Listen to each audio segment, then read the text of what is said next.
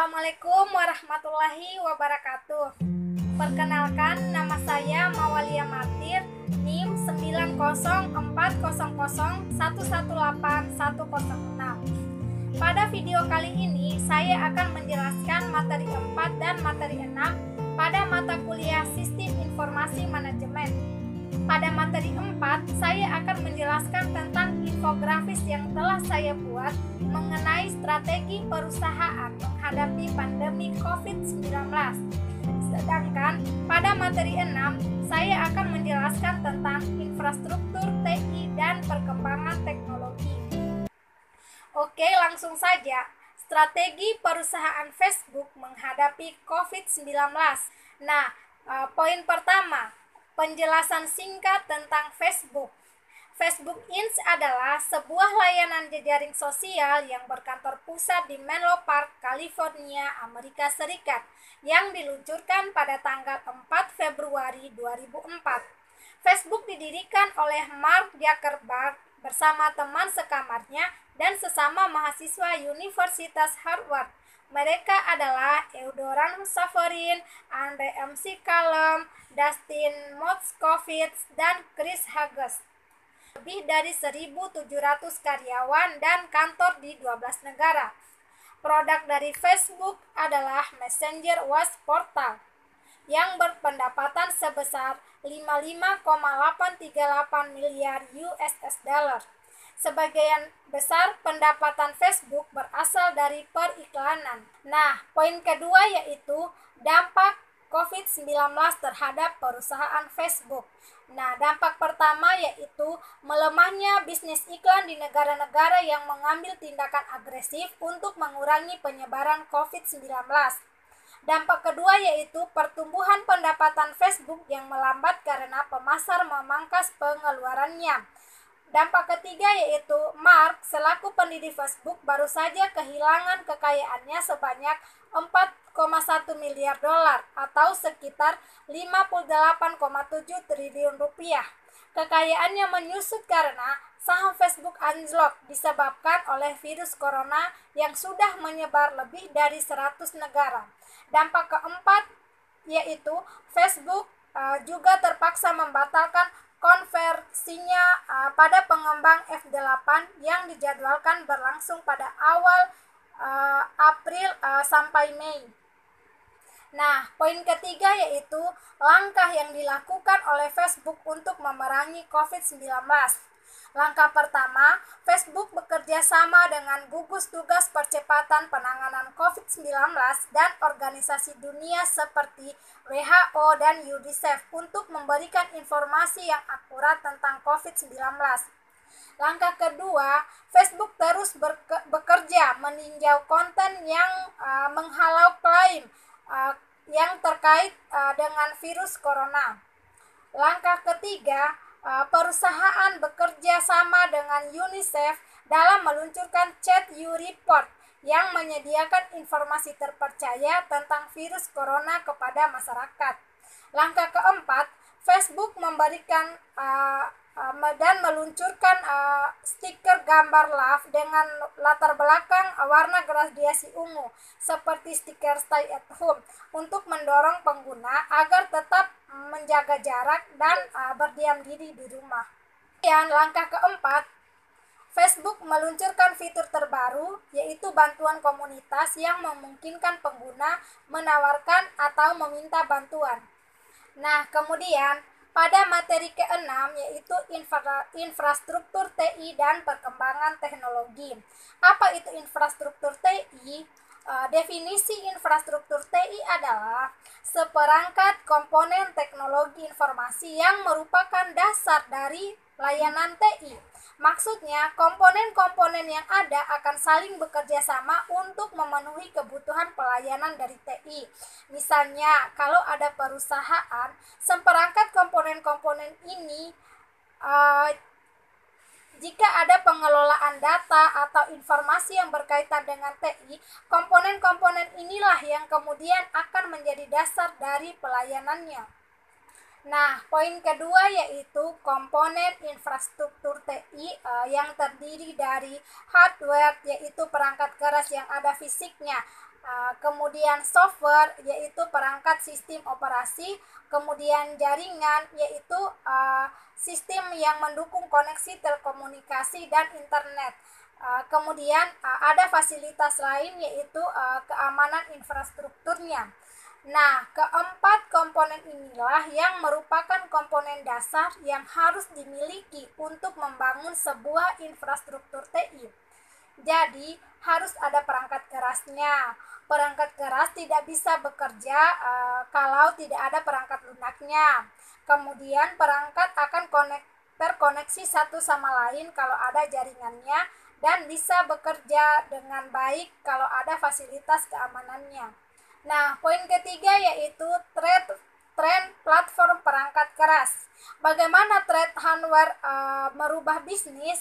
Pertama, platform digital mobile seperti netbook, tablet, smartphone ini menjadi alat yang banyak digunakan dalam bisnis, lebih mudah digunakan oleh karyawan dan lebih dekat dengan konsumen.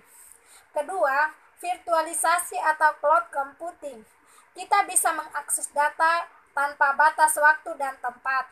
Misalnya, kita menyimpan data di Google Drive, kita bisa mengaksesnya kapanpun dan dimanapun. Ketiga, green accounting, yaitu meminimalisir dampak IT pada lingkungan seperti prosesor yang hemat energi. Keempat, komputasi otonom, yaitu sistem dapat menyesuaikan, melindungi, serta memperbaiki diri sendiri. Contohnya, sebuah komputer yang diinstalkan antivirus tanpa dilakukan scan manual, dia akan terscan sendiri secara otomatis. Begitu juga dengan Windows, ketika ada problem pasti ada laporannya. Inilah yang dimaksud dengan komputasi otonom. Kemudian poin keempat, tren platform perangkat lunak. Bagaimana tren software merubah bisnis? Pertama, perangkat lunak open source, yaitu aplikasi yang dibuat oleh programmer lepas, tidak terikat. Biasanya bisa di-download di Play Store, App Store, atau website sendiri. Kedua, perangkat lunak web, yaitu Internet Explorer, Google Chrome, dan Mozilla Firefox. Nah, kemudian poin kelima yaitu isu manajemen. Apa yang harus dipertimbangkan perusahaan? Pertama, yang harus dipertimbangkan yaitu infrastruktur yang tepat, yang sesuai dengan kemampuan perusahaan, baik dari segi biaya, sumber daya alam, dan sumber daya manusia perusahaan. Artinya, ketika perusahaan memilih infrastruktur, perusahaan harus mempertimbangkan kemampuan dirinya sendiri. Misalnya, dari segi biaya, apakah perusahaan mempunyai biaya untuk bisa mendukung infrastruktur seperti ini? Kemudian dari segi sumber daya manusia, apakah pegawai-pegawai, karyawan-karyawan bisa menyesuaikan diri ketika menggunakan software-software tertentu? Nah, ini semua harus dipertimbangkan. Kenapa perusahaan memilih perangkat keras dan perangkat lunak menjadi keputusan yang sangat penting bagi manajemen? Nah, ini semua akan menjadi keputusan penting karena jika tidak dipilih dengan baik, tidak disertai dengan kemampuan perusahaan, tidak disesuaikan dengan kebutuhan perusahaan, maka akan menjadi bumerang sendiri oleh perusahaan tersebut. Nah, yang ketiga yaitu tata kelola infrastruktur, yaitu mengatur wewenang tiap pihak dalam perusahaan. Maksudnya, jika perusahaan memiliki infrastruktur sendiri, baik membeli atau membuat atau menyewanya, harus ditetapkan tata kelolanya. Misalkan, untuk mengakses suatu database tertentu, tidak bisa semua divisi bisa mengelolanya. Ada bagian-bagian tertentu seperti CEO hanya bisa mengakses bagian apa, bagian manajemen hanya bisa mengakses bagian yang mana, dan siapa yang bertanggung jawab dalam melaporkan. Semua ada bagian-bagiannya. Itulah yang dimaksud dengan tata kelola. Nah, jadi sebelum mengupgrade atau menginstal infrastruktur TI harus dipertimbangkan dulu tata kelolanya seperti apa. Yang keempat yaitu bijak berinvestasi.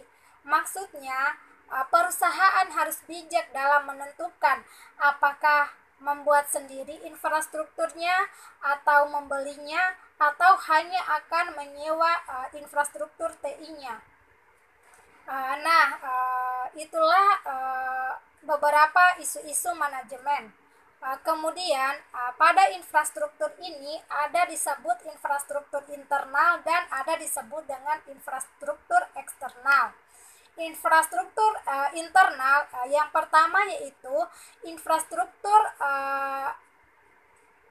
yang ketika perusahaannya memilih membuat sendiri atau membelinya. Artinya, semua komponen-komponen hardware, software, jaringan, dan sistem keamanannya dikendalikan penuh oleh perusahaan. Jadi, benar-benar perusahaan membangun sendiri, menyiapkan sendiri dari awal komponen-komponennya. Jika perusahaan membelinya atau membuat sendiri infrastrukturnya, biayanya sangat besar. Bayangkan, kita harus menyediakan sendiri hardware-nya, software-nya, menginstal sendiri jaringannya, kemudian menyediakan sendiri keamanannya. Itu biayanya tidak main-main, bisa mencapai triliunan. Nah, kemudian yang ketiga yaitu kualitas sumber daya manusia menjadi penting. Jika sumber daya manusianya tidak mampu mengendalikan, berarti infrastruktur tidak bisa berjalan sesuai dengan keinginan. Nah, berbeda dengan infrastruktur eksternal. Pada infrastruktur eksternal, yang pertama, kita hanya menyewa jasa dari perusahaan lain. Jadi, sudah ada yang menyediakan infrastrukturnya. Sudah ada yang menyediakan software-nya, hardware-nya, instalasi jaringannya, sampai keamanannya sudah disediakan. Kita tinggal pakai saja jasanya. Kita tinggal memasukkan data, kemudian bisa diunduh datanya. Tidak perlu lagi sumber daya harus tahu cara install jaringannya. Tidak perlu lagi sumber daya manusia tahu persis bagaimana cara menggunakan perangkat keras dan perangkat lunaknya. Semua diserahkan pada pihak eksternal. Kita tinggal bayar jasanya apakah per tahun atau per bulan, tergantung bagaimana kontraknya. Nah, yang kedua, dari infrastruktur eksternal ini biasanya biayanya tidak sebesar membangun sendiri. Kemudian yang ketiga, resiko keamanannya menjadi pertimbangan penting karena yang mengelola datanya kan adalah pihak luar.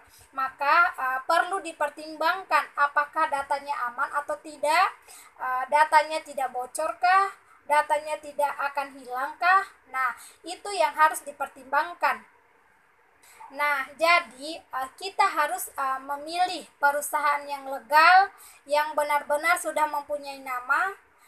Tidak boleh sembarang memilih mitra, tetapi ketika sudah memilih mitra, pasti akan terjamin keamanannya, karena sudah ada kontrak yang mengatur hubungan antara pengguna jasa dan penyedia jasa. Nah, demikianlah video penjelasan dari saya. Semoga bermanfaat. Wassalamualaikum warahmatullahi wabarakatuh.